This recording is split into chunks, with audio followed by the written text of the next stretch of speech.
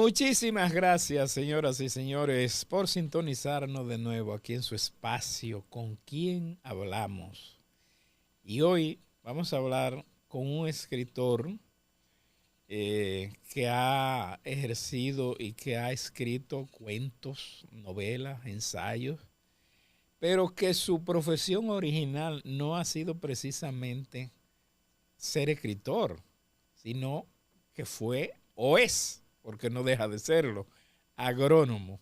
Tenemos con nosotros a Luis R. Santo, quien actualmente es viceministro de Cultura. Don Luis, es un privilegio tenerlo por aquí. Gracias, Geraldino, por invitarme. El placer es mío. Antes de salir al aire, decíamos tras bastidores que no entendíamos cómo un agrónomo pasaba a ser escritor. Bueno, tú sabes que hay muchos casos de escritores, de artistas que descubren su vocación tarde, después que se han graduado en otras áreas. Hay gente que lo ha hecho porque le interesaba y otros por necesidad. Te pongo un caso que era el argentino Ernesto Sábato, que fue una figura muy relevante dentro del mundo de la ciencia en los 60, 50, 60, pero se dio cuenta que lo que quería era ser escritor. Y vino a descollar teniendo ya muy buena edad. Sí, era ya un señor mayor, Exacto. más de 50 años tenía 60. Ernesto Sábato Sí. cuando saltó al estrellato. En mi caso, yo estudié Pero agronomía. hubo otro también, Dostoyevsky. Dostoyevsky. Dostoyevsky también le pasó eso. Sí, sí, Sí. sí. Hay, son gente que, y así sucede en el mundo de la música, en el mundo de la pintura, en todas las artes. En el caso mío, yo desde muy jovencito ingresé al Instituto Superior de Agricultura, en el ISA, en Santiago, que era una institución de lujo para estudiar, porque era un privilegio ingresar en ella. Pues esa institución salía a dar exámenes de admisión por todo el país. En todos los liceos del país estaba Elisa con sus exámenes. Y yo un día, bueno, pues fueron al Colegio El Carmen en La Torre, donde yo cursaba el primero de bachillerato. Hice el examen, lo pasé y me admitieron. A partir de ahí me gradué en ciencias agrícolas, como bachiller en ciencias agrícolas. Ahí mismo coincidió con el cambio de gobierno de Balaguer en el 78 e ingresé al Ministerio de Agricultura a trabajar como agente de área, Ok. encargado del área de cacao de Castillo en San Francisco de Macorís. Entonces, desde San Francisco desde Castillo viajaba todos los días a estudiar a la Universidad Católica Nordestana, que se abrió en 1980. Y yo me inscribí en la primera promoción de licenciatura en agropecuaria. Terminé graduándome con un grado de licenciatura en agropecuaria y seguí ejerciendo hasta el Que 1986. venía haciendo eso lo que se llamaba, era licenciatura también en ciencias agrícolas, algo así. Sí, era una licenciatura en agropecuaria, más o menos lo mismo, Ok. una combinación Sí. de agropecuaria y agricultura, haciendo énfasis en, básicamente, había un par de concentraciones en pecuaria o desarrollo agrícola, y yo la hice en pecuaria. Pero a partir de 1986, la política me sacó del mundo de la agronomía. Te contaba abajo, fuera de cámara, que yo era un activista político del PRD en 1986 en San Juan de la Maguana.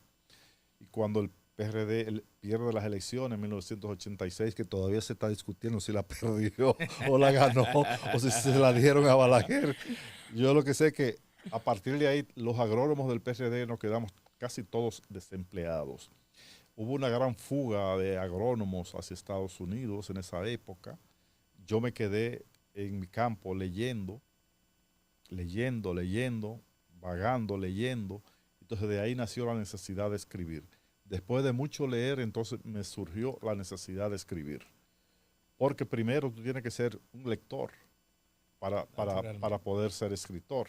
Sí. Porque de las pocas artes en las que usted necesita pericias elementales para realizar esa obra es en la literatura. Un ciego pinta buenísimos cuadros, toca un piano de manera magistral. Cualquier persona con cualquier tipo de discapacidad puede dedicarse a cualquier arte. Y un analfabeto puede llegar a ser incluso grandes maestros de la pintura. Nunca fueron a la escuela. Ujú.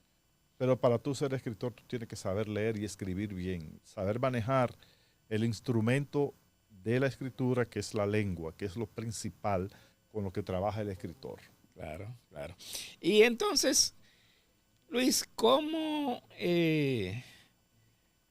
¿cuándo se inicia su incursión en la literatura? ¿Con cuento, con novela, con ensayo o con qué? Mira, la mayoría de gente inicia con la poesía. Yo no, yo nunca me he sentido atraído por la poesía. A mí me gusta leer poesía, pero no puedo, nunca me he sentido capaz de escribir un poema, de escribir un verso, porque para mí eso es algo muy superior. O sea, la poesía es el sumum de la lengua, es donde está resumido toda la lengua en su máxima expresión. Yo comencé escribiendo relatos, que incluso de mi primer libro hay cuentos que perduran todavía, que han recorrido camino fuera, dentro y fuera del país. Pero yo me inicié con la narrativa corta. Y luego ya di pasos hacia la narrativa larga con mi primera novela que se llama En el umbral del infierno, que fue una novela sobre la cárcel de la Victoria. Fíjate que si tú te pones a hacer un recorrido por mi novelística, toda mi novelística es asociada al tema contemporáneo, a la realidad social del momento del país.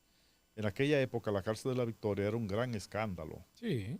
Todavía lo Todavía es, sigue pero siendo. aquella vez era peor porque ahora por lo menos hay ONGs que hablan un poco, por lo menos hablan de los derechos humanos, los derechos de los privados de libertad, pero en aquella vez no era nada, eso era una cosa tremendamente brutal. Y de ahí surgió mi primera novela, En el umbral del Y infierno. cuando se inicia en el cultivo de la literatura, de la escritura, de las obras, de los cuentos, de la novela, eh, podríamos decir que cuando hacía las ediciones la vendía toda. Bueno, eso nunca ha sido posible en este país. Mi primer libro me lo financió un amigo y me costó 35,000 pesos en 1993. Y yo creo quizá pude conseguir algunos 4 o 5 mil pesos con ese libro, que algunas personas me compró un par de libros, que otro me compró 5, que otro me compró 10, porque en las librerías no se venden, diríamos, en aquella época todavía era peor, porque la gente cree que este es el peor momento para la literatura, pero a principios de los 90 aquí los lectores eran más escasos y había menos recursos para comprar libros, porque este país a partir del 1990 ha crecido enormemente a nivel económico y eso ha aumentado el poder adquisitivo de la gente. Y la gente puede ahora comprar libros y antes no los compraba. Pero en la literatura, yo siempre he dicho que la mayor ficción en República Dominicana somos nosotros los escritores. Y ¿Por qué? básicamente porque te voy a contar esta anécdota que es muy ilustrativa de lo que estamos hablando. Yo hacía unos conversatorios en Librería Cuesta. Librería Y un Cuestas. día tenía de invitado a Marcio Veloz Magiolo, que es un hombre muy Ajá. repentista y muy curioso, como dicen en el campo. Y yo le digo, don Marcio, aquí se vive de la literatura. Y él me dijo, aquí se muere de literatura. O sea, por eso te lo quiero decir todo. Y eso que don Marcio ya era una Así figura, que ¿no? reconocida. Y que se Sí. suponía que tenía un mercado de Y lectores. además don Marcio no solo manejaba la literatura, manejaba otras áreas. No, era un hombre renacentista, como lo Exacto, dice Danilo exacto. Manera, que era un hombre que manejaba la antropología, era poeta, era Sí, sí, ensayista, sí, sí. era un especialista en boleros, era antropólogo, ese era un genio. Antropólogo, Don Marcio antropólogo. Veloz Magiolo Sí. es una figura excepcional, de esas que aparecen cada cierto tiempo en los países. Cada cierto tiempo, Sí. es cierto. Y volviendo a la literatura, ¿quiénes cree usted influyeron más en su escritura? ¿Dominicanos, latinoamericanos o europeos? Bueno, dominicanos, no sé si yo tenga influencias de dominicanos, pero sí yo puedo hablarte de latinoamericanos. Por ejemplo, a mí me gusta mucho el estilo directo, conciso, preciso. Y, por ejemplo, yo aprendí mucho eso de Mario Vargas Llosa, a que a pesar de que es un escritor complejo, por eso es un escritor que no usa una parafernaria lingüística muy compleja. Es un hombre de una escritura limpia. Es una escritura a veces que es un poco compleja de manera formal.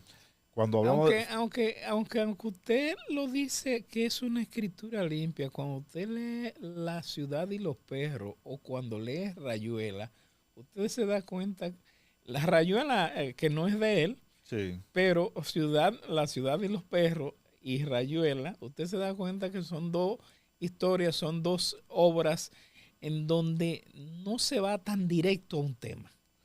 sí, eso tiene Mario Vargas Llosa en Conversación en la Catedral y en La ciudad y Exacto. los perros y también en La Casa Verde. Pero me gustaba ese estilo de Mario Vargas Llosa, creo que me influyó.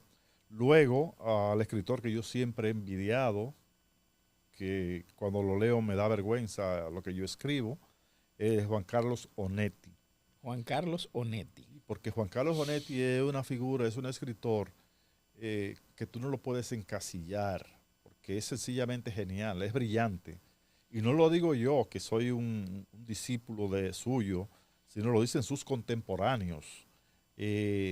José Miguel Arguedas, Mario Vargas Llosa, el mismo Gabriel García Márquez, Juan Rulfo, eh, Jorge Luis Borges, hablaban maravilla de la obra de Onetti, porque no tiene desperdicio, es un genio, es un hombre que sabe contar historia como cuando alguien está enamorando a una muchacha al oído.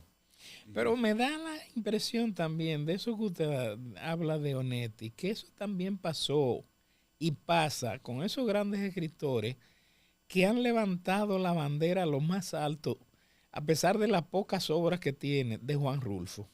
Sí, Es así, ¿verdad? sí, sí, Juan Rulfo es, digo, Onetti es mucho más prolífico, pero, Exactamente. pero Juan Rulfo apenas tienes reconocidas Dos, dos obras. El llanto en llama y Pedro Páramo. También le atribuyen El Gallo de Oro, que es una obra de teatro, pero como obra estrictamente narrativa solamente tiene esas dos. Y son obras excepcionales, Sí, sí, ambas sí, excepcionales. indiscutible. Porque hay gente que escribe poco, pero que cuando dicen que se cuadra mal, pero cuando Pero batea, le batea. pega duro. Y eso sucedió con Juan Rulfo. Y después, cuando yo comencé a leer a Hemingway, comencé a leer a Francis Scott Fitzgerald, que es el autor de la novela muy famosa que se llevó al cine, no, se ha llevado varias veces al cine. Los años me juegan en contra, pero en un momento me recuerdo. Pero ese escritor, Francis Scott Fitzgerald, tiene, hay un cuento muy famoso que se llevó al cine, que es el que lo hizo Brad Pitt, que es la persona que nace vieja y se va poniendo joven. Okay. Ese es el ejemplo de que pongo en el caso del cuento. La novela es una novela extremadamente famosa que ha sido llevada al cine varias veces. Y a mí ese estilo de los norteamericanos con Hemingway y Francis Scott Fitzgerald, luego más contemporáneamente, Truman Capote, también... Mark Twain. Bueno, Mark Twain es ya un poco más anterior y Mark Twain no es tan norteamericano como ellos, o sea, porque en el sentido del estilo, porque los novelistas americanos son, exceptuando eh, al maestro de los maestros, que es, diablo, pero yo tengo Es de Edgar Allan Poe. No, es más joven que Edgar, William Faulkner. Ah, William Faulkner. Sí, Sí, sí, sí, sí, sí, ese sí, era un sí, gran, sí. ese era un gran Sí, maestro del sí. fuego de William artificio. Faulkner, sí. Fuego de artificio de la lengua. O Sí, sea, su sí. poder estribaba en los floripendios, en tirar a la lengua de aquí para allá, de allá para acá, de sacarle chispa al lenguaje. Eso era William Faulkner. Y entonces ya ya ese tipo de autores que te mencioné anteriormente eran más concisos, más pausados, eran un poco más realistas, Y europeos, europeos. Santos. Bueno, tú sabes que todos crecimos obligados a leer a Víctor Hugo y Los Miserables. Sí. Una novela que yo ahora mismo Sí. me pagan un salario completo de lo que gano y no la leo. A los Dumas. Alejandro Dumas, a Solá, que ya son, Exacto. bueno, de esa época. A Y Flaubert. no, Flaubert es otra cosa, porque, por ejemplo, leer Madame Bovary todavía es un placer, Sí, porque indiscutiblemente que se disfruta, se de verdad. disfruta, Sí, pero leer Los sí. Miserables para mí en Aunque esta. para esa época llegaron inclusive a prohibirla, Sí, Madame Bovary. sí, porque Madame Bovary era una incitación a las mujeres, o sea, a que las Exactamente. mujeres fueran insatisfechas todo el tiempo, Sí, sí, sí, que, sí. que fueran En amantes. todo lo que necesitaban. Exacto. Sí. Entonces esa obra fue muy influyente y causó mucho resquemor en las sociedades. Pero volviendo a Europa, yo tengo algunos escritores españoles que me gustan mucho, como por ejemplo Vilas Mata, que tiene novelas espectaculares, Juan Marcé y una gran novela que a mí me gusta mucho, que se llama Últimas tardes con Teresa, eh, Javier Marías, Teresa aparece mucho en novelas, porque ahí está la novela Milán Kundera, de Milán Kundera, sí, con una Teresa también. la insoportable levedad del ser. Exacto. En un cuento de lo que tú tienes en el También libro. hay una Teresa. Sí, entonces hablan de esas dos novelas, de Últimas tardes con Teresa y la insoportable levedad del Levedad ser, del ser, porque sí. la dueña del restaurante donde van los atracadores se llama Teresa. Teresa, exactamente, sí. Entonces, ya la memoria mía me volvió hacia atrás y la novela que te quería hablar de Francis Scott Fitzgerald es El Gran Gatsby, que es una novela que es un clásico de la literatura norteamericana contemporánea y que ha influenciado a muchísima gente. Y yo fui uno de los que bebí de la fuente del Gran Gatsby y de los cuentos de Francis Scott Fitzgerald. Y realmente esos fueron maestros. Y en Francia, contemporáneos, o no tan contemporáneo, hay una obra capital que es El viaje al fin de la noche, que es de un autor que también es considerado una de las figuras más influyentes del siglo XX, que es, tengo problemas con la memoria hoy, ahorita me recuerdo el nombre de él, pero que Viaje al fin de la noche es también una novela que rinde homenaje al lenguaje. Son historias que se cuentan de la Primera Guerra Mundial, pero con un estilo muy florido, un Bueno, estilo. pero hay una novela sobre la Primera Guerra Mundial que creo que es un europeo o un argentino, que son los cuatro jinetes del apocalipsis, que precisamente es sobre dos familias que están en bandos opuestos, pero son familias y se ven enfrentados en la Segunda Guerra Mundial. Sí, eso es, yo no sé De si. Vicente Ibáñez Blanco. Ah, sí, Sí, entonces es sí, español. sí, sí. Y Vicente es español de principio del siglo Ajá, XX, exactamente, sí. pero con muchos recorridos durante los años Sí, posteriores sí, a los primeros años del siglo XX. cierto. Entonces, esas son mis influencias literarias y No eh, me mencionó ningún ruso, no le llama bueno, mucho la sí, atención. yo he disfrutado mucho de los cuentos de Chekhov y las novelas, principalmente Crimen y Castigo de Dostoyevsky y algunas obras más contemporáneas, pero también está uno que es muy importante, que es Vladimir Nabokov y su obra Lolita, Ajá. que es una obra ejemplar y que mucha gente ha querido Bueno, imitar, porque trata un tema muy difícil, que es la pederastia. La pederastia.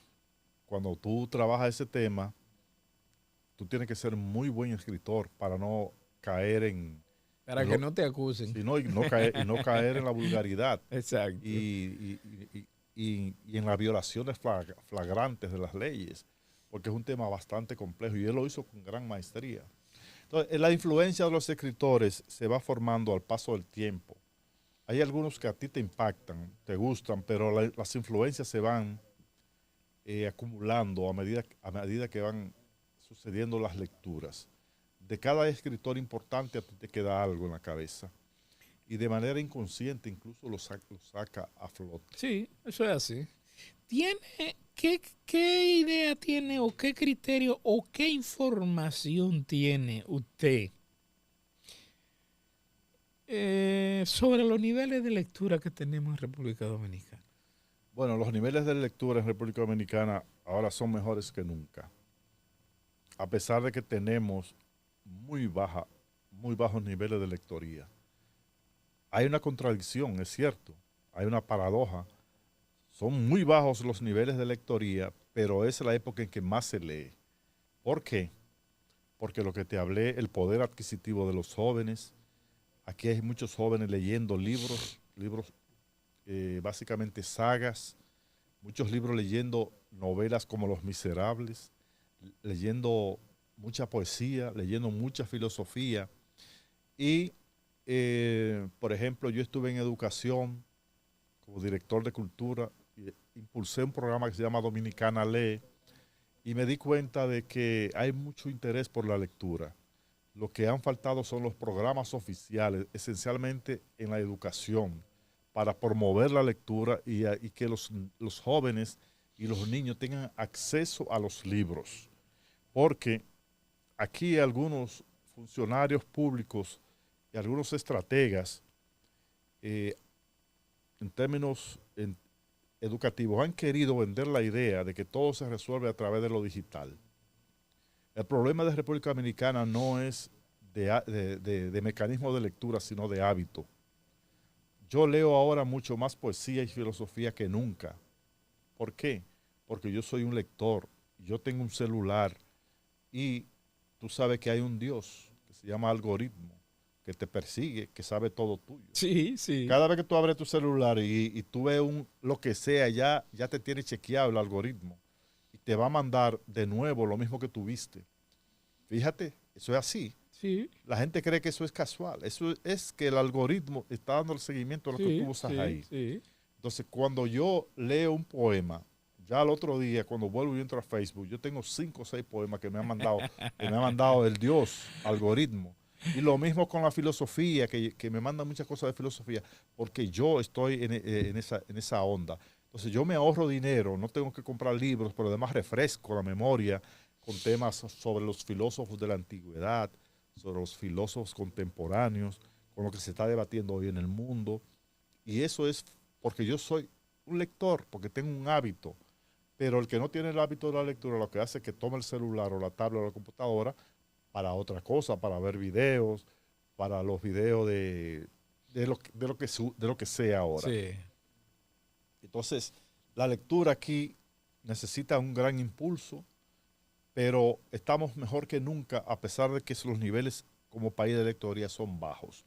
Porque yo, cuando fui director de Cultura del Ministerio de Educación, participaba en un organismo regional que se llama CERLAL, que es el que hace los estudios sobre la lectura en América Latina y el Caribe, y nosotros ni siquiera aparecemos. O sea, nosotros nos miden y damos 0.0. 0.0. Sí, porque estamos, o sea, no tenemos promedio para leer, porque somos 11 millones de habitantes y hay un mercado de 100.000 lectores o de 80.000 lectores. Y la gente lee, pero no como se llama en un país en España, que el promedio de lectura en Argentina, España, Costa Rica son 6, 7 libros por año. Aquí no llegamos a medio libro por año. No llegamos a medio libro por año. No, porque es que la lectura es per cápita. Así como el Producto Interno Bruto es per cápita, la lectura es per cápita también. Tú te lees 10 libros y los vecinos tuyos no se leen ni uno. Sí. Entonces después siguen sumando tu familia que nadie lee. Entonces los 10 tuyos terminan en menos Dividido. no, terminan en menos 2. ¿Entiendes? Sí. Terminan en menos 2. Ahora, si tu familia leyera también, aunque sea un libro, entonces sí es acumulando una puntuación. Si todo el mundo lee un libro, 2 libros, entonces ya ahí tenemos una puntuación promedio del país. Entonces esa es la situación con la lectura. Y ¿qué podemos hacer para remediar esa situación? Porque además hay otro ingrediente, señor Santos, y es que hay gente que lee, pero no retiene. Bueno, el problema es que no solamente lo que se lee, es la calidad que se lee, sino también la calidad de lo que se lee. Porque hay que entender que la lectura es un proceso cognitivo que conlleva un esfuerzo intelectual. Sí, claro. O sea, leer es aplicarse a meditar, a pensar.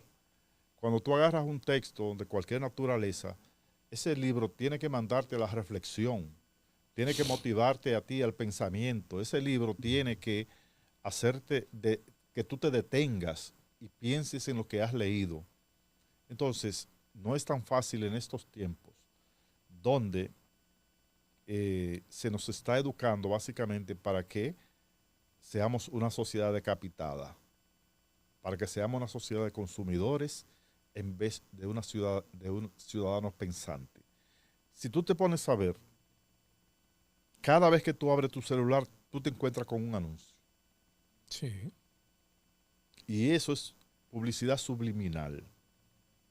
Te pongo un ejemplo. Cada vez que yo abro mi celular, me entro a la tienda, que está en China, está en México y ya está aquí. Yo no sé cómo llegó a mí, pero es la que patrocina casi todo los contenidos que yo veo. Entonces, se está educando a la gente para que compre, para que la gente no piense. El mercado lo que quiere es que tú consumas, no que tú seas un ciudadano crítico. Eso es lo que quiere el mercado. Y el mercado es Google, es Apple, son las tecnológicas, es Facebook, es Meta, es Twitter, es X, es TikTok. Esas son plataformas, sobre todo económicas. ¿De dónde tú crees que, por ejemplo, el dueño de Facebook dio 25 mil millones de dólares por WhatsApp?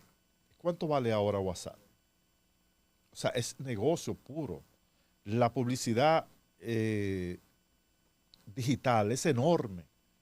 Y esos patrocinadores que están ahí en esas plataformas gastan miles y miles de millones para que tú compres algo. En el caso particular de nosotros, tengo la impresión de que hay un elemento que influye mucho en quizá la poca cantidad de libros o la poca cantidad de lectura. ¿Qué es lo que tiene que ver lo caro que salen las ediciones, las impresiones? Bueno, para mí el problema esencial es la falta de políticas públicas que motiven la lectura en los pequeños, que motiven la lectura en los jóvenes, que le den oportunidades a ellos a accesar a libros que sean de su gusto. O sea, tú no puedes obligar a un niño a elegir un libro que a él no le guste porque tú lo vas a frustrar. La idea mía siempre para promover la lectura es que llegamos a un sitio donde hay 20 jóvenes o 20 niños y desplegamos 200 libros. Y ellos, el que le guste por el color, por la portada, por el título, lo elija. Y se ponga a leerlo él. Pero yo no le puedo dar un libro, ponte a leer. No, que él elija de manera espontánea lo que quiere leer. Y además, el acceso a los libros es muy limitado. Geraldino, en este país las familias pobres no tienen libros ninguna. De cada 100 familias, 97 no tienen un libro en su casa. ¿Cómo? Así como tú lo oyes. Tienen una Biblia tal vez o un libro de texto viejo. Pero imagínate tú, un motoconchista, un obrero. O los libros de la escuela. Los libros de la escuela, pero los libros de la escuela son libros de tareas, son libros de texto, pero libros de lectura en sí no lo tienen. Yo siempre he abogado y sigo abogando para que aquí se haga un plan que se llama la biblioteca familiar mínima, que el Estado, mira, a INAVIE le dan al año 35 mil millones de pesos. ¿Qué hace INAVIE? Da mochilas, da zapatos, da cuadernos, da lapiceros, da comida, da lentes, da alimentación. Hermanos, vamos a darle un plan de libro a esos No da muchachos libro. también. Vamos a darle 5 libros de Es lectura. verdad. Vamos a buscar Mire, interesante eso. cuánto cuesta eso. 6 o 7 mil millones de pesos. O se hacen por etapas esos proyectos. Esas Entonces, mochilas debían venir con 3 o 4 libros dentro. pero libros de lectura, De no lectura, libros de de texto. lectura. O sea, cuentos para niños, Sí. o sea, una novela juvenil, o sea, cosas de esa naturaleza. Y así, esa pequeña biblioteca familiar mínima va creando hábitos en la familia. E incluso cuando un niño de 7 años suelta su libro, lo agarra el más chiquito. Y así se va. Y además se pueden intercambiar con los vecinos y proponer una serie de iniciativas. Pero eso cuesta dinero. Hay que tener mucha voluntad política para gastar 6 o 7 mil millones de pesos en libros de lectura para los niños y los jóvenes. Y más cuando tú sabes, si no hay Pero tenemos voluntad política para gastar 35,000 en eso que usted acaba de sí, decir. pero eso es lo básico, eso es lo esencial, eso es lo esencial. Pero ir más allá conlleva un sacrificio, conlleva una visión. Yo le escribí una carta al ministro actual cuando él recién asumió, y eso es una de las ideas que yo le propongo, un plan a través de INAVIE, que se gasten ese dinero, si no lo pueden hacer todos juntos, que lo hagan de manera parcial cada año, que gasten 1.500 millones de pesos en libros para la lectura. La última compra que hizo el Estado Dominicano de libros para lectura fue en 2019, en la administración de Antonio Peña Mirabal. Y cuando yo llego a educación como director de cultura, yo tengo acceso a la bibliografía que se compró y fue un desastre. Se compraron muchos libros para hacer negocios. Tú te dabas cuenta que ahí lo que había era un interés mercurial. Entonces No era realmente la lectura. no, yo vivía peleando con los directores de los ciclos en educación. Señores, vamos a sentarnos, vamos a contratar expertos para que recomienden obras literarias para los niños, obras de lectura. Y nadie se sentaba, porque en educación hay un problema, es que la cotidianidad, los problemas diarios, le llevan el tiempo a los profesores y a los directores de primaria, secundaria, de tan extendida, siempre están involucrados en una cotidianidad y no le dan oportunidad a pensar, a plantearse programas que realmente impacten a la educación. Por lo que usted dice, podríamos deducir que en los colegios y escuelas públicas que nosotros tenemos, la parte del cultivo de la lectura es muy mínima. Bueno, mira, cuando yo estuve en educación, con un gran equipo, con un gran apoyo de Roberto Fulcar, nosotros pusimos la lectura de moda. Llevamos la lectura a un nivel nunca antes visto en esa gestión de Roberto Fulcar. Porque yo creé ese programa que se llama Dominicana Lee, y eso era haciendo actividades nacionales simultáneas. Además de eso, llevábamos a los escritores a las aulas, contratábamos a los escritores para que dieran charlas, conferencias. Hicimos ferias del libro en escuelas, en distritos.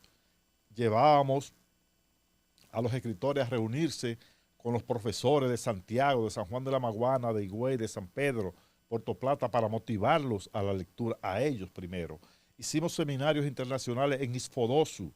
Yo creo que hay que impulsar grandemente la lectura en las carreras universitarias de educación, porque esos jóvenes que van a las aulas tienen que tener el chip de la lectura encendido para cuando ellos lleguen a las aulas, porque un maestro que no lee no puede. En las aulas nada más leen los libros que tienen que ver con la profesión que están estudiando generalmente.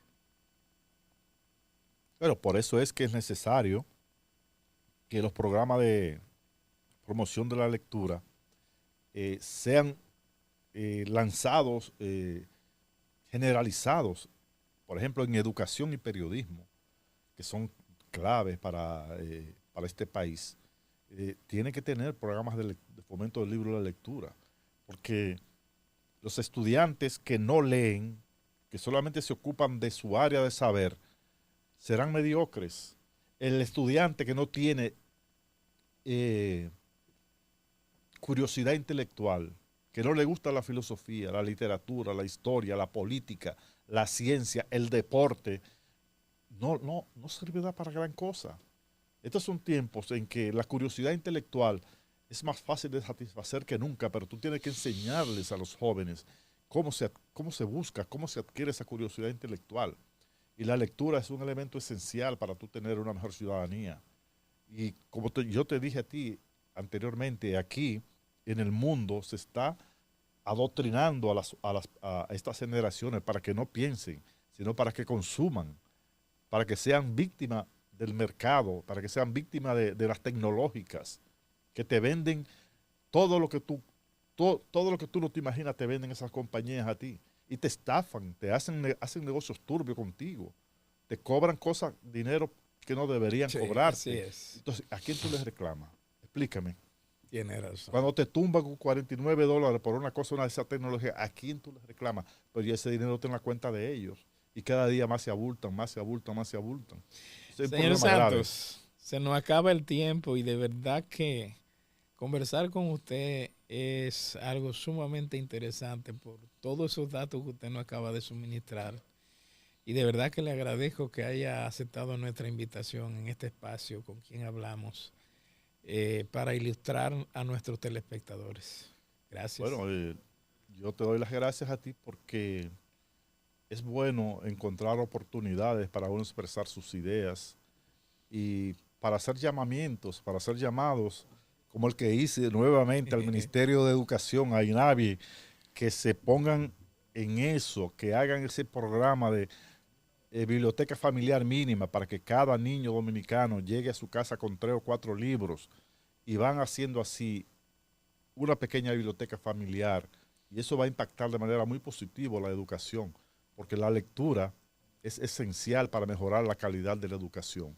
Y cuando los líderes de la educación entiendan bien eso e inviertan lo suficiente, entonces nosotros tendremos mejores índices en la calidad de la educación. Definitivamente. Muchísimas gracias a usted. Y a ustedes, amables telespectadores, muchísimas gracias. Nos vemos la semana próxima.